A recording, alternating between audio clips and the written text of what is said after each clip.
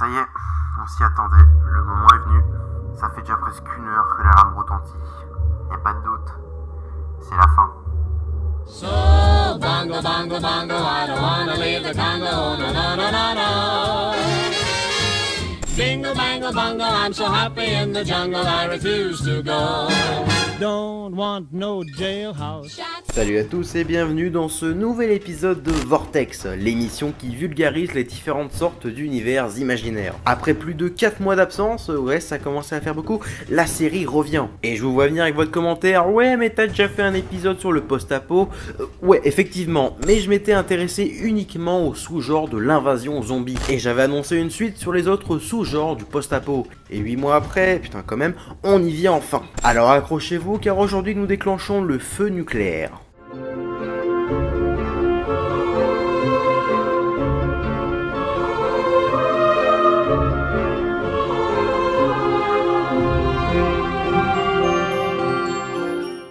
Bon alors aujourd'hui on réattaque le thème post-apocalyptique mais plus particulièrement au sous-genre dit de guerre nucléaire.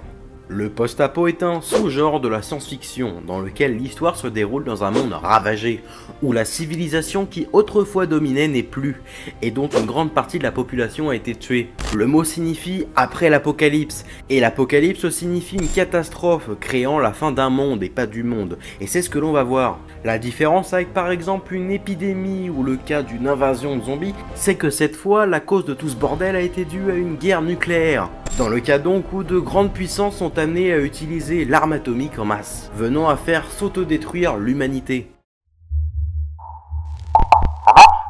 Ok.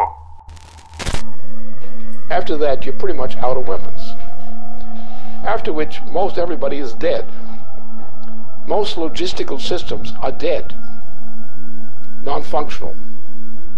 You have a situation where the effect of this kind of firing creates a continuing effect which may go for several years.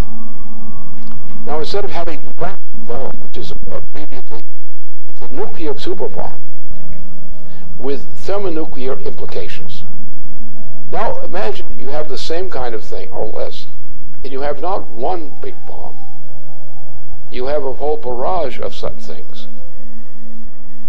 Le monde que nous connaissons disparaît alors pour laisser place à un monde nouveau, où les survivants se côtoient et forment de nouvelles communautés.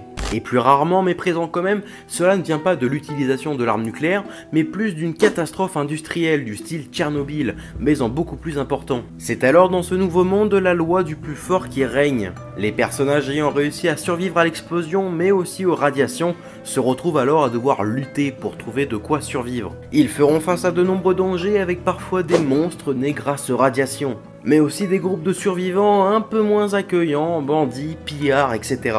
cherchant eux aussi des ressources. On retrouve aussi parfois une élite qui se forme et qui réussit à nouveau à dominer une partie de la population. Le monde est certes dévasté, mais des gens se rassemblent et l'on voit alors une nouvelle société émerger avec ses propres règles. Voilà comment bien souvent se constitue un monde post-apo nucléaire. On trouve les origines du post-apocalyptique chez Mary Shelley avec son roman Le Dernier Homme, paru en 1826 et considéré encore comme la toute première œuvre de science-fiction se classant dans le style post-apocalyptique. Mais l'hypothèse d'une apocalypse nucléaire est apparue durant la guerre froide, période dans laquelle les États-Unis et l'URSS étaient à 2 doigts de déclencher une 3e guerre mondiale à grands coups de bombes atomiques. Depuis, cette peur est restée et on peut la comprendre car aujourd'hui encore, l'hypothèse d'une guerre nucléaire n'est pas totalement exclue.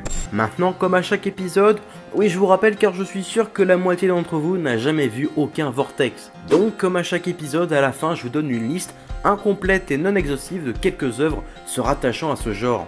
En film nous avons, on ne peut pas l'omettre, Mad Max, ou bien Miracle Miles, ou bien The Aftermath. En série télé, Jericho, merci. En jeu vidéo, il y a du lourd avec par exemple Westland, la série des métros, ou bien Fallout.